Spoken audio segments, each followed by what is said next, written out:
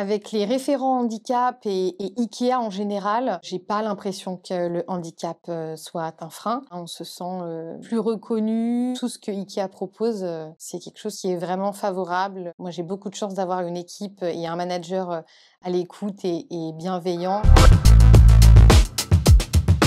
Alors moi, c'est Amandine, j'ai 30 ans, je suis chez IKEA depuis 3 ans. Je suis atteinte d'endométriose et du syndrome des ovaires polykystiques. Mon diagnostic a mis 1 an, donc là, très récemment. J'ai souvent été hospitalisée sur des périodes allant de 3 semaines à 1 mois. Donc l'impact, oui, c'est des absences pas forcément régulières, mais en 2 ans, j'ai dû avoir 4-5 absences rapprochées.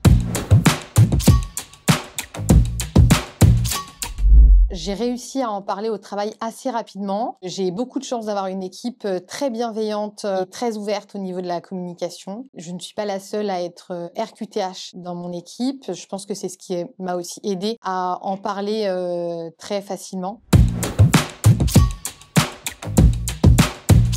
Très important, en tout cas pour moi ça l'a été, pour moi me protéger et également protéger mon manager qui en fait acceptait mes semaines de télétravail. Moi, ça me permet de me sentir légitime, plus légitime en tout cas, et avoir une charge mentale en moins. Donc la RQTH, pour moi, elle est très importante pour se protéger, se sentir bien.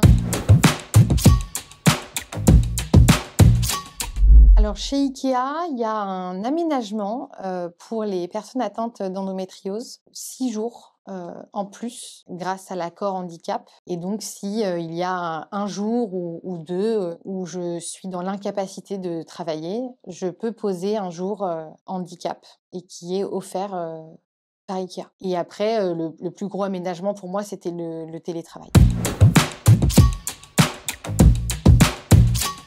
Chez IKEA, en tout cas, l'endométriose et le syndrome des ovaires polykystiques, c'est quelque chose qu'on parle dans les semaines handicap. Il y a des conférences qui sont ouvertes à toutes. Il y a également un aménagement proposé par IKEA. Donc, il y a un partenariat avec Liv. Et donc, on a accès à cette plateforme.